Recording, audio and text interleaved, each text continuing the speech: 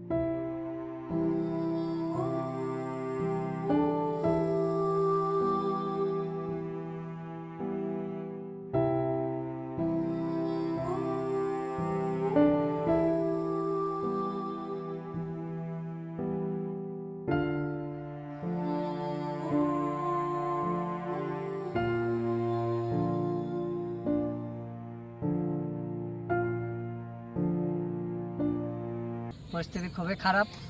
এখন আমরা বাইকের ভিডিও আপলোড করতে পারবো না, সেটা আমাদের বাইকের পরিস্থিতি খুবই খারাপ।